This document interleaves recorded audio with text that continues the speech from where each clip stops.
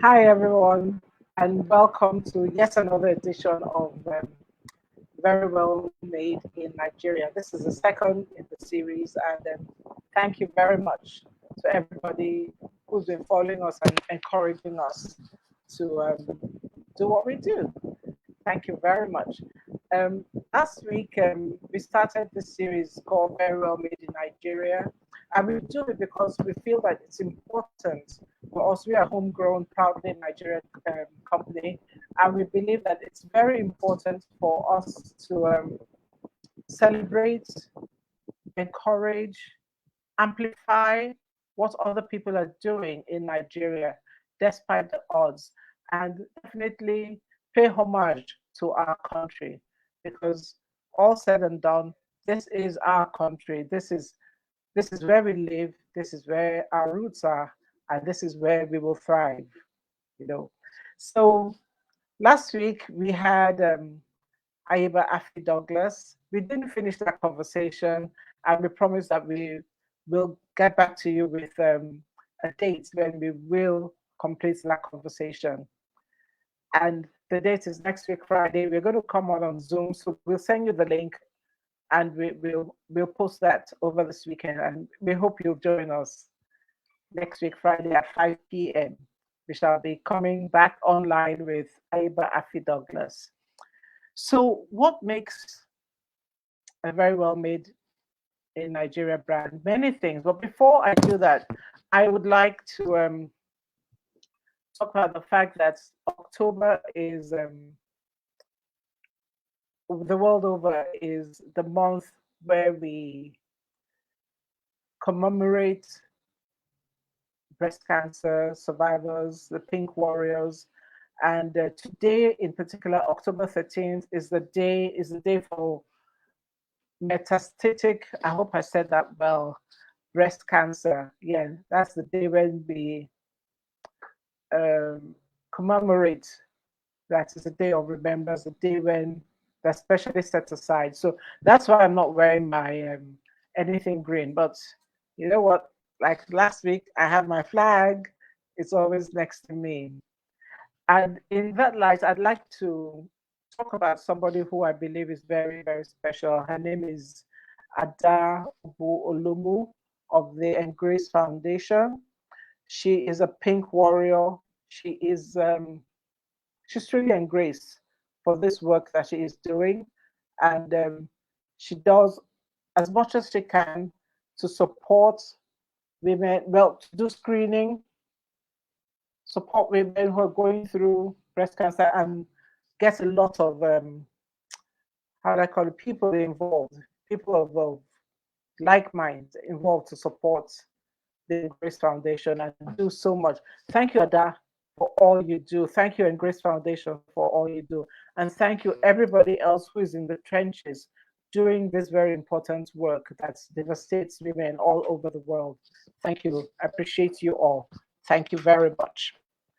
So, where are we today? We are with a very special lady. She's my friend. Before I introduce her, I would like to just go through something, just tell you a little bit.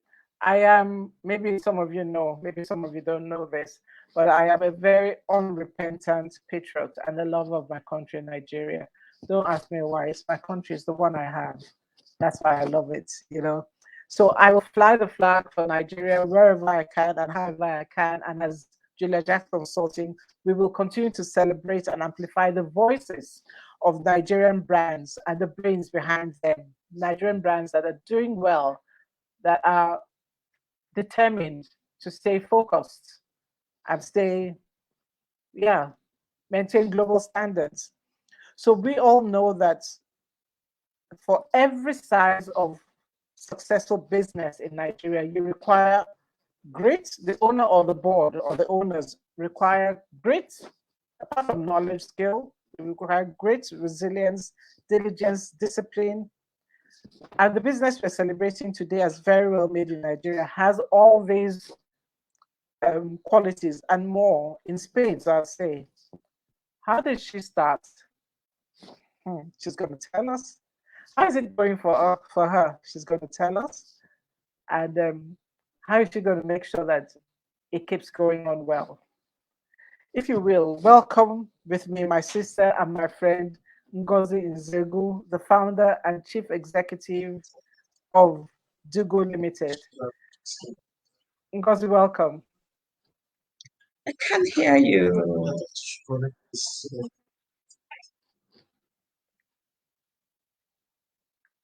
Maybe if you put on your earplugs, because we can hear you very well.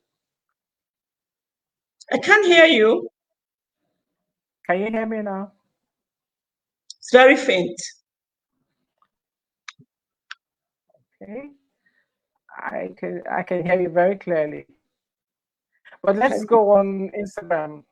Let's go on Instagram and see. Okay. Well, welcome. Welcome all the same. Let me invite you to join us on Instagram.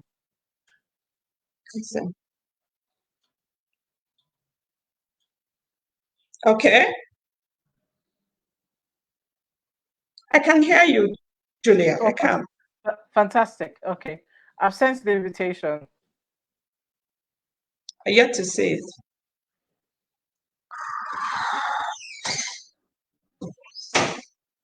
Can you resend?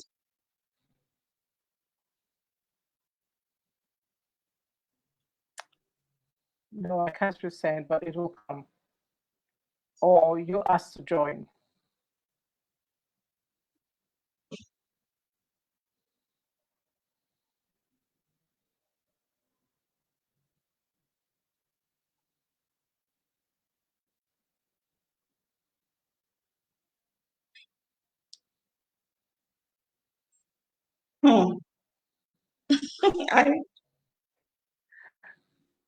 I think maybe you could ask to join because I can't resend in quick succession. Okay. Welcome to everybody. Welcome Tendai. Welcome Joanne. Welcome Jerry. Welcome Masin. Welcome Sis Alero. Been a while. Good to see you and everybody else who's joining us. And welcome. Hey Aiba. Hi. Welcome. Welcome. Welcome. So maybe you could ask to join. You could ask to join us on Instagram because I can't send again. Okay, I can. Okay, hold on.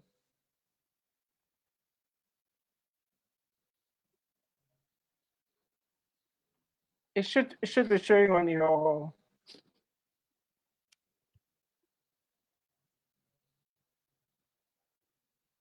Have you sent something? Yes.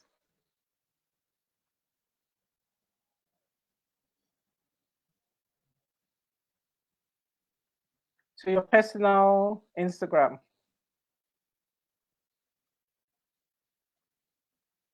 And we're now in public mode.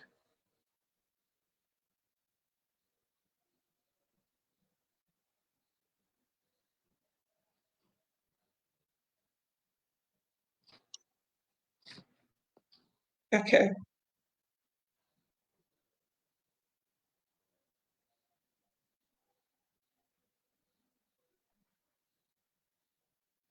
Okay, it says you're unable to join. So why don't you ask to join? Okay.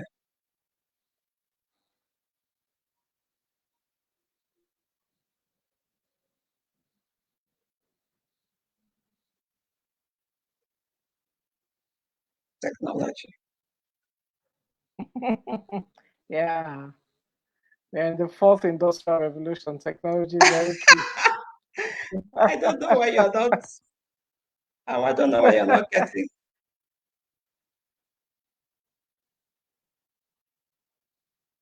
We are in the public space now, not in the private, not in the practice. Okay, so can you invite me again? Because it never showed up. Okay, I'll invite you again.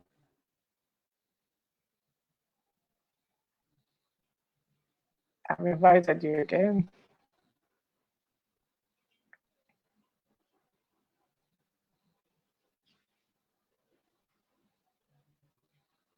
Should show up on your phone.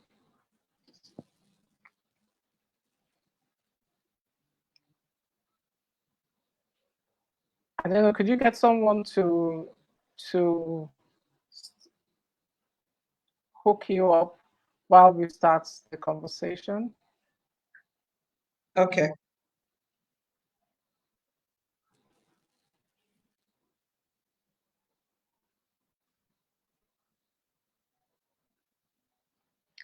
Okay.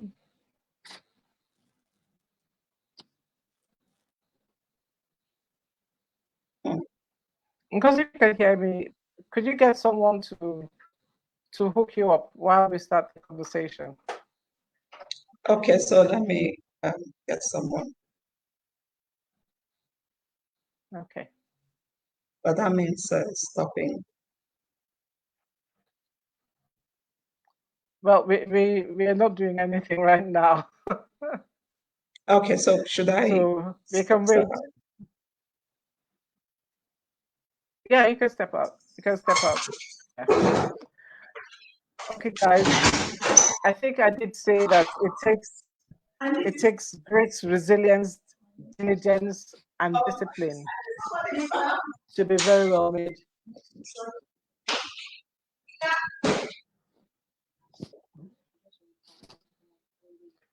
To be very well made in Nigeria, it takes a lot of grace, it takes a lot of resilience, and sometimes technology is our greatest foe. And I believe that for all of us, we're in the fourth industrial revolution. So that is something that we will have to face, whether we like it or not. We need to face technology and we need to make it our friend, whether we like it or not. But Ngozi, when she comes in, I'd like just to give a little back end conversation and information about who she is. She is a promotional solution specialist. That is, she gives solutions for if you have promotions that you want to do, gifting in the area of gifting. She's an administrator and she's the founder and chief executive of Dugo Limited. She has had over 30 years of experience in entrepreneurship, and she's a banker who turned an entrepreneur. And how did she turn that entrepreneur? She became an entrepreneur starting Dugo Limited in her living room. And she started with a simple idea. Simple idea was to create unique and exciting gifting and recognition experiences. So she started with gifts. She started with plaques. She started with things that you could use to recognize people. That's why she says she's a promotional solution specialist. Now, over the years, Dugo has evolved to be a bit more than just gifts and promotions. They've evolved to become a leader in the industry that provides total solutions, creative solutions in business promotion. She's also at the forefront of the production of Afrocentric bags and accessories for the local and export markets. Um, I think she's having difficulty joining us. So we may have to stop Instagram. Instagram may not be working today for us. So we'll have to stop Instagram. I'm sorry. I do apologize. If you can join us on StreamYard, that will be fine. Thank you. I do apologize.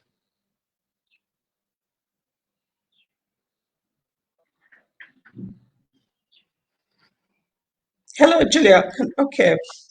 Instagram is not working. Okay, I don't know. okay. So what I've decided Yes. was to stop Instagram since it's not working from your side. You know, stop it and let's have this conversation. And I was just telling people about you. Telling people that you've had our guest today, our audience, that you've had over 30 years of experience. You're a banker turned entrepreneur, and you started Dugo Limited in your living room with this very simple, basic idea to create unique and exciting gifting and recognition experiences for people. And over the years, you've evolved, and right now, you are at the forefront of the production of Afrocentric gifting solutions for the local and export markets. Ngozi is a much awarded CEO, leader, and she continues to be passionate about capacity building and mentoring. So let's start. Ngozi, tell us when and Thank you why very much. that Dugo started. You were a banker, and I'm sure you were doing well. Why did you start? When did you start? And how did you start?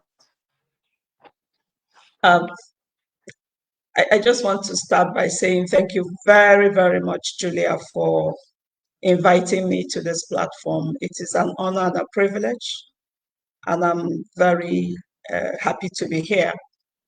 I am Ngozi Nzegwu.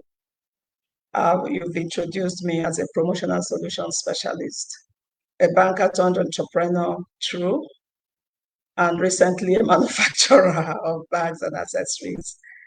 I was in the banking industry for over 12 years, and I climbed the corporate ladder quite rapidly. And during the, I think the what they call banking revolution, when new generation banks were coming on stream, I was part of the team that left International Merchant Bank, which was more like the feeder bank at that time, to set up Oceanic Bank International. I became the pioneer treasurer of the bank. And from treasury, the bank was very aggressive in branch network development. And then I was also asked to set up the branch coordination team for the bank. And I love adventure and I love pioneer projects. So I jumped into it, and I later realized it was very tedious because it required a lot of traveling, a lot of strategy, from deciding where to locate a branch to doing research to doing marketing, business development for the branch and recruitment, the whole works to set up a branch. And that took me around the nooks and crannies of Nigeria. And I found myself burning out so fast. Apart from the risk, I recall having an accident. I had an accident in a hotel. I also had road accidents on my way on one of my trips back to Lagos. I burnt out so fast. Without an exit strategy, I resigned. I resigned without what you call a plan B. But I can say that God came to my rescue in the sense that soon after I resigned, I also met my husband and I got married. Did I have a plan to set up a business at that time? I did not have any plan to set up a business at that time. I just felt, okay, let me just chill, let me just relax, take a break from the rigors of banking work. And I decided to, travel abroad to go for different trade shows. I just realized that what resonated with me was, businesses that have to do with creativity or transforming something from one, thing to the other. So I went to Birmingham for the print and promotion trade fair. I went to US. I went to New York for a fair. I went to Las Vegas. I went to a couple of places. But one thing that stood out for me, in spite of the fact that, few years after I left the banking industry, I did a little bit of financial consulting. But consulting is not it for me, in the sense that in the Nigerian environment, somehow you do a lot of work and people begin to pick your brain, and then before you know it, your project is executed without you. So that was why I decided that, look, let me focus on the area where I am sure that I will be on top of my game. And I recall going to a mall in New York, and there was a very long queue. And out of curiosity, I joined that queue. I realized that what was going on was personalization of gifts. And the guy was using this software, the software that enables you to, um, transfer very exciting messages. The creative name has to do with beautiful stories about your name. And I just said, my name is Ngozi, and something just popped up, and then pronto I had a mug with my name on it and all that. And I came back to Nigeria. I actually bought that software with $100.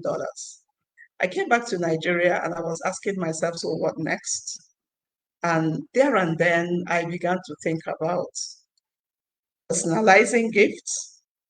I started thinking about customization. I started thinking about making products that people will have an emotional connection, that we pull emotional trigger. And what will be the name of the company? My second name is Adugo. Adugo, Ada in Igbo is first daughter of my parents. And then Ugo is a symbol of honor and dignity. That's ego. I toyed with the idea of my English name, Elizabeth, named after the Queen of England because we share the same birthday. But then I said I wanted something Nigerian. So that was how Dugo was born. And at that time, I didn't have a business plan.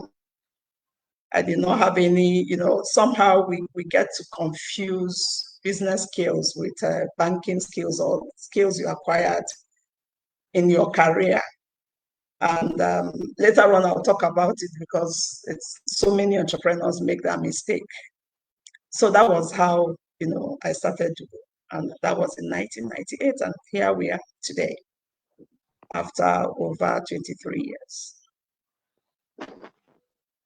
Well, congratulations for surviving 23 years in what is a very competitive industry.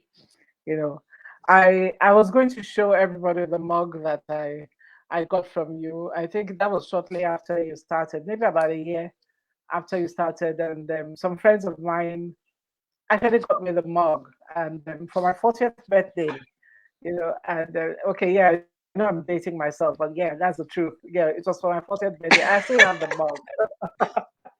I still have the mug.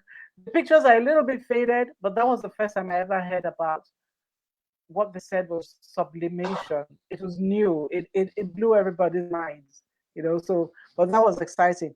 So I would like to ask you, Ngozi, well, what I've taken from what you've said so far was it was important for you to be in a sector where there's creativity and you could come up with transformative solutions. It's also important that you expose yourself to, maybe not travel as much as you did, but expose yourself to new experiences, because it expands the mind, and be decisive. Exactly. Because all these things helped you get to that time when you looked at the mug and said, well, why can I not do this? It's possible. So why not me? So how was this industry segment when you started out, and how did you get to distinguish yourself as a leader in this market? Okay, I will start by saying that I envisioned Dugo as a world-class company, a proudly Nigerian brand that provides total creative solution in business promotion using promotional products, award and recognition products, souvenirs and keepsakes. And I believe that when the vision is so compelling and the mission, so how do you get this done? And I said, by redefining standards.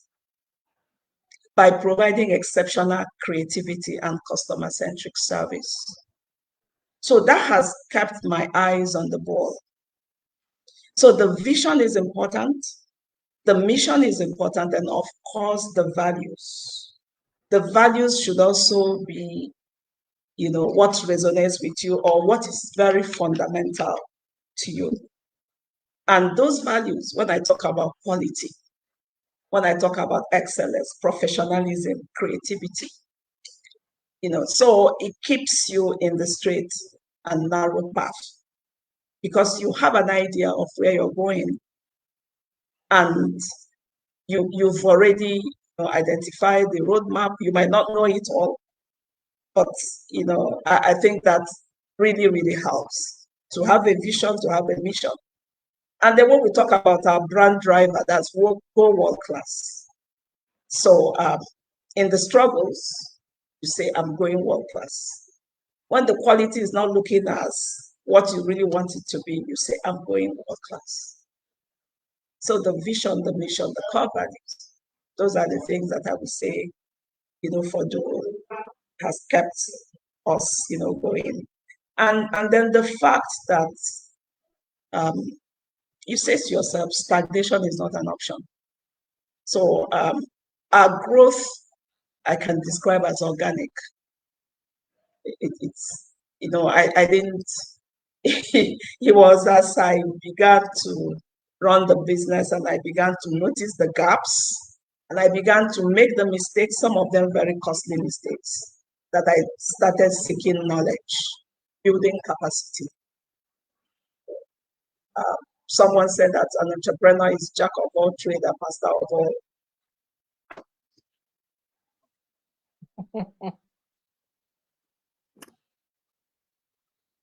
So in a nutshell, very interesting. Yes, you've acquired skills in the corporate world, but that's not what you need to run a business. That's not all you need to run a business.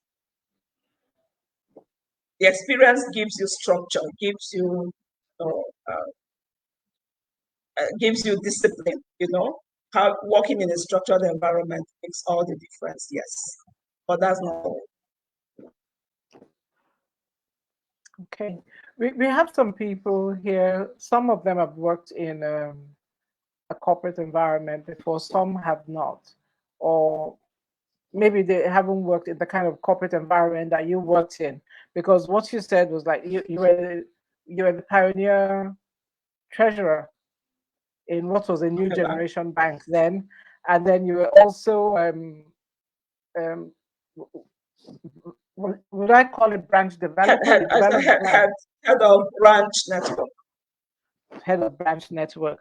Okay. There's some people, some owners of growing businesses on this platform who have not had the benefits of such experiences.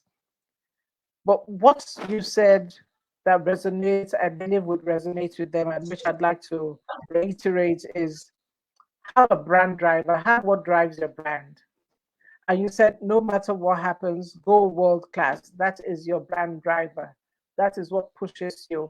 So, guys, it's good to have something that keeps you, it just ring fences you, it holds you in, and say, if you made a mistake, yeah, you're going to go world class. So what do we need to do to course correct? And then you said, well, these are my own words. Don't get high on your own applause. When you're doing well, don't get too high on your own applause that you forget to look at what went wrong. Then notice the gaps as you're doing well. Notice where the gaps are. Do not be afraid to make mistakes, and do not be afraid to self-correct by building knowledge and capacity. That is what I have gained so far from what Ngozi said. And we are happy to take your questions as you come along. But I'd like to ask you, how do you deal with competition?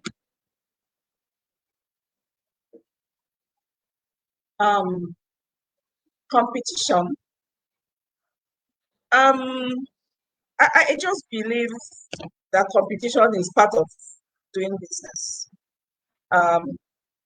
Especially when you are in an environment the Nigerian business environment, everybody knows that we're highly entrepreneurial in Nigeria, and and technology is moving at the speed of light as well. So what I do, or what has worked for us in Dugo, is to keep reinventing ourselves. We have what we call the Dugo Edge. And what is the Dugo Edge? We're talking about in-house capacity for different kinds of branding. I will say that apart from tattoo, we can brand on most surfaces. We stock an array of promotional products.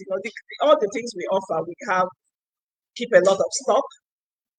And then, of course, customer-centric service and creative solution.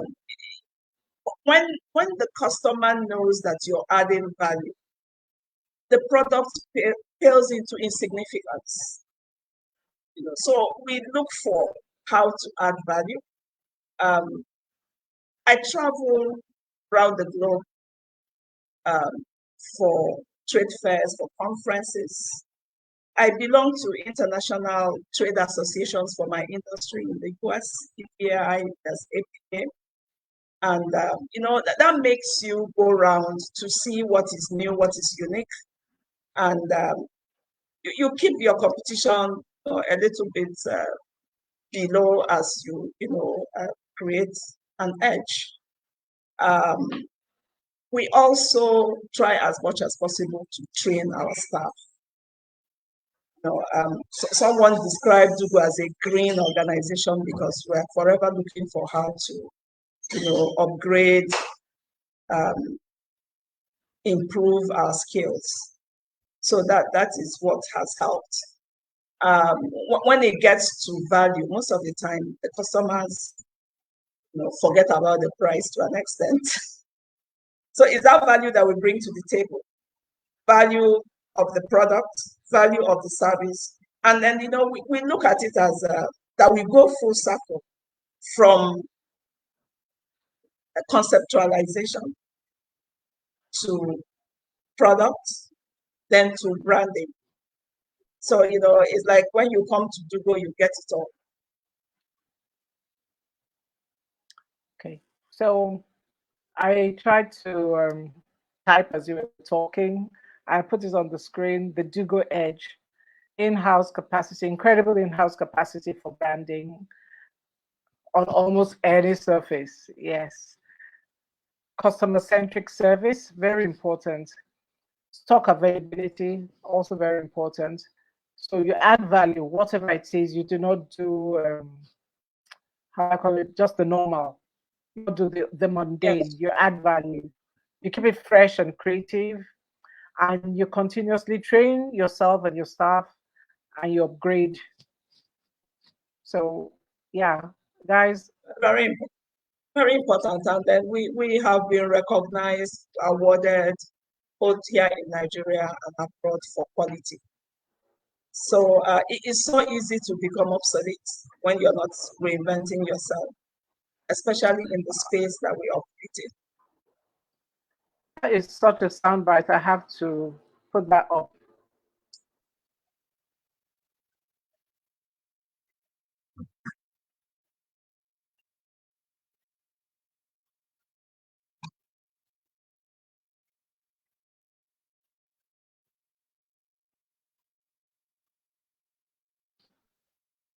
Guys, I'm putting up that soundbite. That is what my friend and my coach and my pastor Bidemi would call it tweetable. He says it is so easy to become obsolete when you don't reinvent yourself. You Very, heard it very. here first. You heard it here.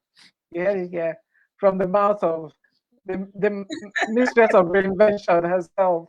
Yeah. I'm going to come back to that reinvention, but we have a question here from Uche. Hi, Uncle Uche. It says, what KPIs do you use to measure your business success over this 23 years of existence? Okay. Key performance indicators. Your Yes. doors are open. Oh, fantastic. Key performance indicators. The doors are open. And the fact that, we've gotten to a stage where we have some clients who don't even need to see the product. They believe that the Dugo brand, what the brand stands for, and not compromising the brand. The qualities that are associated with the brand, we have consistently tried to raise the bars. Even if I'm going to make a loss, let it not be said that the Dugo quality, is coming down. So the fact that doors are open, the fact that we are still employing Nigerians, we have our team members, our staff, and I think the most amazing KPI for me is that Dugo has some staff. We have some staff who have left and have come back. So when they came back, we rehired them, and the business is growing, and we are also able to weather the storm. It has not been easy. It's not a walk in the park. The business environment is quite hostile. Measuring success that we are still here, and not only are we here, we are growing and we are diversifying.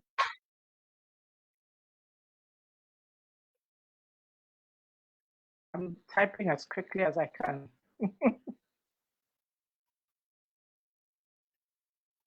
And then also, when you meet people and they tell you, wow, 15 years ago, 20 years ago, you did this, just like you're showing us, what we have, or what we did for you so many years ago. It gives me a lot of joy. So that means that the brand is still speaking. For me, that is success. And then the ability to also impact lives. We're able to do CSR. We support different NGOs, Deep Africa, PPO. Personally, I have a faith-based NGO called Kingdom Investors. And that is where my own expression to support women so that they will not make the mistakes that I made. So we provide free capacity building programs and business coaching free of charge. So to me, that is success. The fact that one is able to impact lives. Uncle Luchi, I hope that has answered your questions. Do we have any other questions? Because I have many more questions of my own. And one thing I'd like to ask you, okay, there are no questions yet. Okay, one thing I'd like to ask you is, what advice would you give to people who are new in the sector, newbies in this sector, or people who are struggling, they've been in this sector for a while, or any other business? What advice would you give? What I would say is, for you to keep your eyes on the ball. Why did you answer that why question? Why am I in this business? I believe that when that question is answered, depending on how you answer it, it will now, it will more or less motivate you to continue, or it will also motivate you to close shop. Yeah. I've had to tell people that, look, I think you should conduct a memorial service for this business. And then when I say it, it looks like one is being very hard. But women get so emotional. And then you see people who are saying, that's my hobby. It started with something that I love to do. and I'm passionate about it. But if that does not pay bills, if your hobby does not pay bills, if you cannot run that hobby as a business in such a way that you, at the end of the day, you can see the bottom line. There is net positive cash flow. Like they say, cash is king. If there is no net positive cash flow, I'm talking as a banker now, then you have to go back to the drawing board to take a second look at that business. So I want to say, let it not be like what they call the bread seller syndrome. You're on the traffic and everybody selling bread is running after you. People tend to think that this is what is moving, so let me go into this business because it's moving, or because A or B is in that business and they are doing well. If you're not passionate about it and you don't understand the business of that business, chances are that you're going to burn out. And chances are that you're also going to lose money. So I would advise anyone who is interested in starting a business that first ask yourself why. And then you now get knowledge. So important. You have to build capacity to run a business. The ability to know how to keep your books, ability to, you're like jack of all trades, like I said, very important. What building capacity does is that it gives you the opportunity to use a very sharp axe to cut the tree. If you don't have the capacity to run a business or whatever it is that you're doing, you're using a blunt axe, and at the end of the day, you have blisters in your hands. So when the time comes and you're having challenges, because you love what you do, it gives you staying power. But when you have not answered the question of why am I in this business, then with just small challenges, you will fall by the wayside. You've said a lot, and I would really encourage all new businesses, newbies, and people who are struggling with their businesses and even their personal brands to start or to sustain their businesses to go back and listen to this, because this is like a masterclass. Passion is not enough. Passion has to translate into profit. You need to understand the business of the business you're in. You have to be profitable, because the first thing you said was our doors are open. That was your first KPI. Yes. Yeah. If your doors are not open, if you were not profitable, your doors won't be open. Your doors can't stay open based on passion. Yeah. Keep your books or know what you need to and build capacity. Build capacity. And I would say, if you want to, you can go big or you can go home. That is my belief. I believe I am sitting down here knowing all that you've said, not having applied some of them to myself, and I decided that between October and November, I'm going to get somebody else. I could do the strategy for myself, but sometimes you're too close to it and you need somebody else to take a very dispassionate look and ask you the hard questions. So you need to invest in your business if you want it to be a business. If you want it to be a hustle, please do not call it a business. Just say it's a hobby. You're just doing it on your side. Side, something side. Yes. I hear things like that. Yes. This is a side hustle. Yeah, just keep it. Just keep it as a side. Don't think that.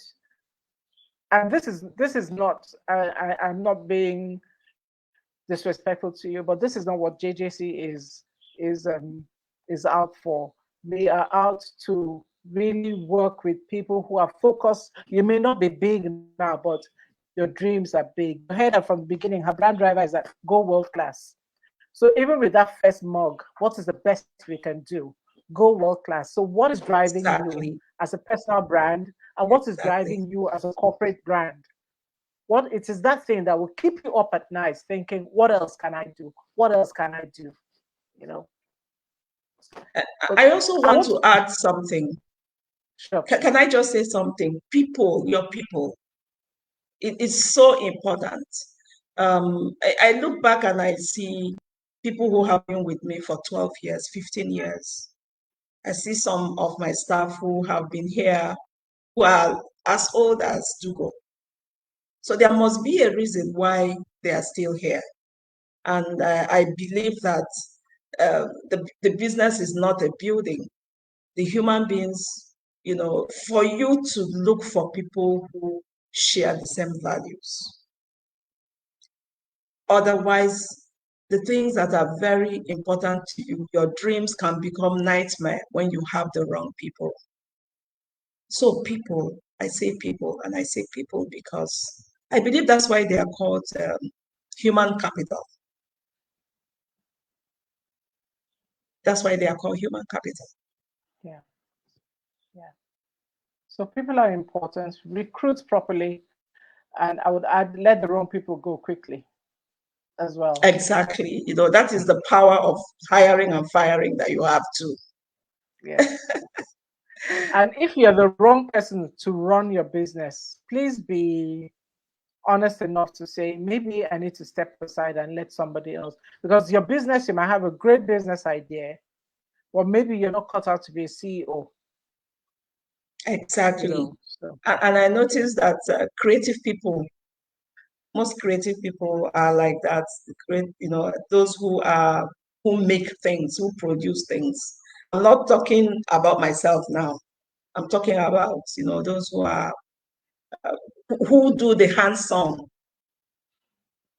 At times they would rather spend their time doing, if someone is making clothes, they want to make the clothes. So if that is what you're cut out to do, then look for someone to run the business. Now, yes. I know we say we don't get personal in this business, but I know your husband is a medical doctor. And that's the benefit of knowing you rich house. Eh? I know your husband is a medical doctor, and this is not to do with your husband, but he's probably noticed these trends.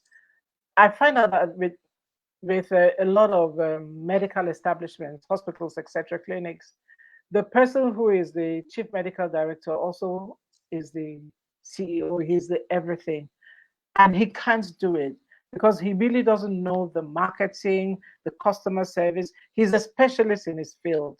If we can use that as an example, what would you say we could learn, and doctors could learn, and other people too? Okay, you just used a wonderful experience. I just believe you can hardly see a medical doctor, who is also a businessman. Most of the time, I guess because the kind of their profession is more of a calling. It has to do with human lives. So when it comes to business, um, it's either they completely abdicate or they get too emotional to run it as a business. So if you see hospitals that are doing well, not just in Nigeria, if you see hospitals that are doing well, just know that there are layers and layers of professionals, who have the competencies required to run it as a business and not as I call it an NGO or charity. So there are so many in our environment. I think it's because of our culture. It's also because of the challenges of getting good hands and the challenges of uh, having proper succession planning. Um, People tend to overstay. Uh, um, Most times when you're starting a business, you're saying by the time I'm 50, I would have left the scene, and you leave the business in the hands of other people to run. We're still evolving. There are challenges here and there in Nigeria to, like I said, who share in your dreams and also have passion for that business. There is that thing about I want to own my own. I want to do it myself. Mm-hmm. That means business environment, and that makes it difficult, for most entrepreneurs to exit when they want to exit. I don't know if I'm communicating. But yes, very clearly. When you are lucky to have it all, of course, it means that you have put in place structure that works. It means that you've more or less put your business on autopilot. So and you're doing what you love to do, and then you leave those who have the capacity and the competence, to run the business, and it just makes the business grow. It also ensures that that business grows beyond you. I agree totally. There's I'm sure all of us know John Maxwell, and to a large extent, I believe Mr. John Maxwell has stepped aside from the daily running of his mega dollar global business, and he comes in from time to time because the wisdom is still very valuable. But the running around, I learned from, I like, people can mentor you. You don't have to be in their faces for them to mentor you. People can mentor you from Exactly. afar. Yes, From So their I have books. to, from their books, from you following Yes, them. most of my mentors are from their books. Yes, yes, So let's have a teachable spirit, and let's not just say, oh, that's not how it's done in Nigeria, because that's not how we get to be very well made in Nigeria. I'd like to ask you a question, because we're getting almost to the top of networking. I know you talked about innovation. Those are the two main things I'd like you to talk about. Ngozi, you're a master Okay. networker. You're a master networker. Let me Give even talk us about innovation. no. Talk about networking, because a lot of people here do not know how to network. You're a master networker. As they say I think on social media, cut soap for us. What are the tips? Give us the tips on how to network. I think number one, what is very important is to say to yourself, what am I going to give? Most of the time, people look at networking from what am I going to get? Is what I find myself volunteering on different platforms. I realized that in my business, in my industry, at the early stage, I didn't know who was in this industry. I only met them abroad at different trade fairs. And I started asking myself, look, we need to get to know ourselves, build a network. The conferences and the exhibitions that we go to, the industry practitioners are the ones who organize those events. And I came back to Nigeria. It took a very long time to mobilize the people in my industry. And guess what? 7 years ago, I became the founding president of Association of Promotional Product Specialists of Nigeria. It is a lot of work. I started by saying, what can I give? I found myself, helping out in my little ways when I joined We Connect International. It's an international network of women based in Washington, D.C. And most of the people that became my friends were coming for Kingdom Investors free programs. Julia, are you there? Okay. Most of them were coming for and those programs, I was organizing them free, and I still organize them free. So when We Connect was looking for to set up a WBE council in Nigeria, there was an election, and I was voted as the first country chair of We Connect International in Nigeria. I've been a part of WIMBIS from day one. From when WIMBIS started in Abuja 21 years ago, I was in that meeting, and consistently I have been.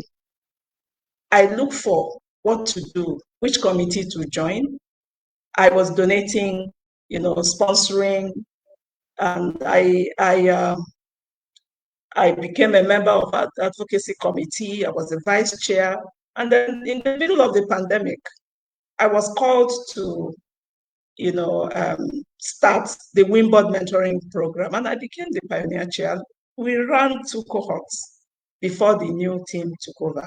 So I think with networking, most of the time, what am I going to give? And it is in giving that you begin to get, because your network is actually your net worth. And then talking about innovation, before COVID, someone came to my showroom, over 2,000 products on display. And she said she wanted a lunch box, a lunch bag. And she selected the one that we imported from the US. And to cut a long story short, when I realized I could not bring in the lunch bag, I couldn't bring it in within 2 weeks, 2,000 pieces, I think 1,000 pieces. I tore the bag apart. And I went to the market and I bought the materials. And we made the bags. And we took the customer and they ordered 1,000 pieces. And that was the beginning of what we now call BS by Dugo. And when COVID happened, we quickly pivoted to making stay safe essential kits. What were we doing?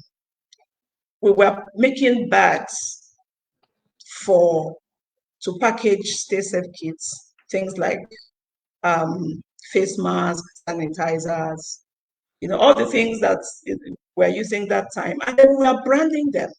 But once you put a corporate logo on it, customers were asking for colors of bags made of ashoke, made of ankara, made of canvas. We started using different materials to make them. So back to today, Dugo has scaled up. We have in-house capacity to manufacture bags using Afrocentric materials and designs as well. So that is backward integration. And that is also saving us foreign exchange. And it's also enabling us to put many Nigerians to work directly and indirectly. So innovation is something that I can relate to. And what drives this business is to say to myself and my team, quality doesn't really have any country of origin. If they can make it in China, yes, quality does not have any country of origin. If they can make it in China, and guess what? In my various trips to China, I've also come to realize that, the magic of China is in collaboration, the ability to produce. It doesn't have anything to do with the size. You see some people talk about their factories in China, and it can be the size of a garage, but production is going on, scaling up is going on, innovation is going on, people are being empowered, and both directly and indirectly, and it has multiplier effect. Where we are in Nigeria today, foreign exchange has brought us to our knees. The negative, what would I call it now? How will I describe the economy as it is? I would just say that so many things are not working. Careful. This is my country. I'm very emotional about my country. Yes, it's my country too. So many things are not working, but that is the time to look inwards. Because I believe that is in the time of adversity that opportunity and creativity, those virtues are revealed. And that is where we are now. We have not gotten it all right. There are challenges with local production because some of those things that you're using to produce, you're also importing them. But it gives me so much joy to see that we are manufacturing bags and accessories in Nigeria, and people are liking them. And then, even here in Nigeria and also abroad, we are getting attention. So where innovation is concerned, I think that is continuous. You cannot say that you have arrived. So today we try a laptop bag, we mix fuse jeans with adire, and it looks nice. Tomorrow we use ashoke to make it. So it is that creativity that is, coming up on account of, local production, and now replacing the things we produce with what we import with what we produce. Okay, there have been so many tweetables. I don't know where to start. I don't know where to stop. But let me share a comment from Asen, which is, what am I going to give? Is absolutely crucial to networking, business, and in life. I totally agree. Very well said. I agree, and I think for me that's the big game changer in the way, in perspective. So you go into a room not asking what am I going to get from this room, but what can I give. So that's a fabulous thing. But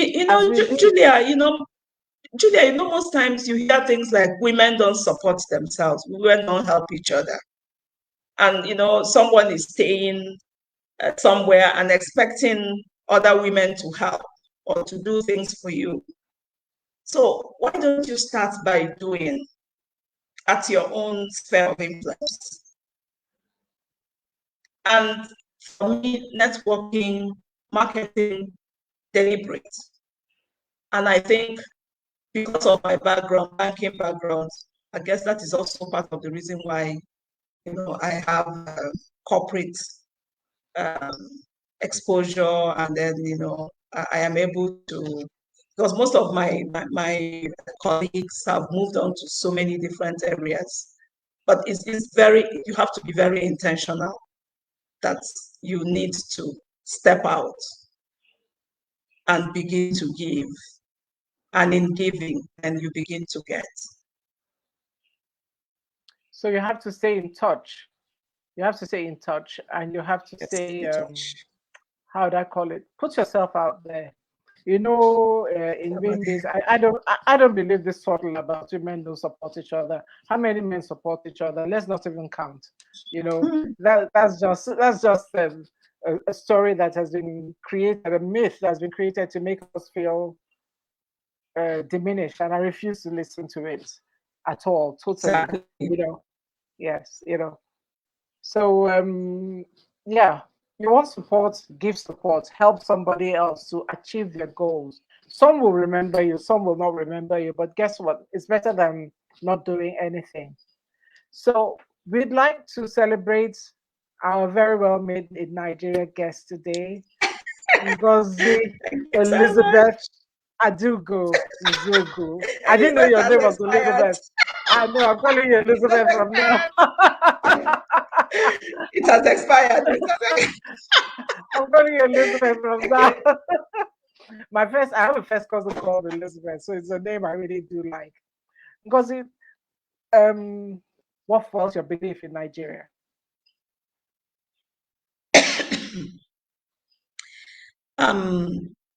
Julia, I don't have another passport. Let's start from self-interest. I don't have any other passport apart from the green passport. But you know something? When the late Dora Akunyili, when she was alive and she was doing that rebranding, Dugo worked with her. That was where she ignited my passion. I've always loved this country. To be honest with you, I've never spent more than 1 month abroad. I've never, maybe maximum 6 weeks. Let me just say about 6 weeks. That is in the past, how many years I can remember. I love Nigeria. Even our challenges, I love all the problems that we have in Nigeria somehow.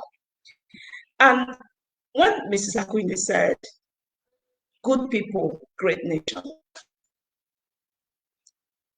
we are a good people. We're a great nation. We have challenges. But what I tell most Nigerians is those issues that we have, the foreigners see the opportunities in our challenges and they make money out of our challenges. Instead of complaining, do something. Over 200 million people live here. That's a huge market.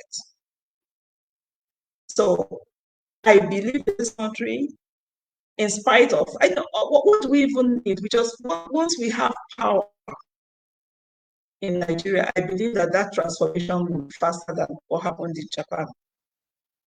I believe in Nigeria. I believe this is a big market. I believe we have good people.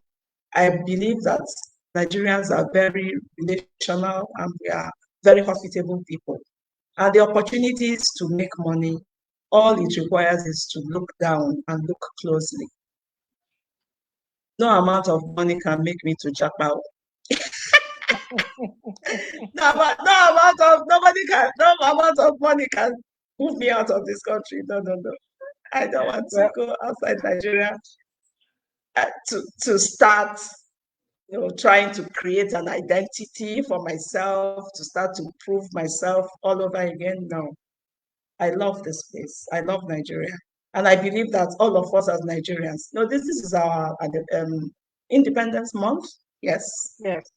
I believe all Nigerians should put hands together to say, what can we do in the space, whatever space that you find yourself?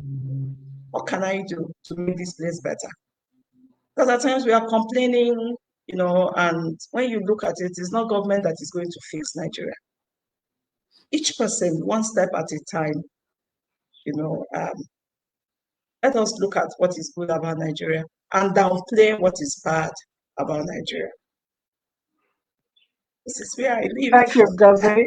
Thank you, Ngozi. Thank you very much. Thank you so much. Thank you. This is why we declare Ngozi Elizabeth Adugo Nzegwu very proudly made in Nigeria. Can't you see my green? I can see your green. Yeah. And the white. Yes. Thank you so much. Thank you so much. Thank you for being unplugged with us. We are going to get some people who Japan, but they'll tell us, because you see, Nigeria, when it gets in your blood, it gets in your blood. It stays in your blood. So we're going to have some people who Japan, and they still have very strong links with Nigeria. So we are going to look at that dynamic as well. But next week, we're going to be speaking with Emmanuel Ezima of AZ Couture, located in my home city of Calabar. Yay! I'm really so happy. I'm very excited to meet him. It's such a pleasure to meet great people. That's one of the benefits I have. I meet people who inspire me every week. And I hope we have also succeeded in inspiring listeners and those who will listen later. Ngozi, thank you very much. We love you. Thank you so much. Instagram didn't work, but this one worked. It works. It works very well. Thank you. Thank you. Thank you so much for having me. I'm grateful. Bye-bye. Thank you. Bye-bye. See you guys next week. Bye.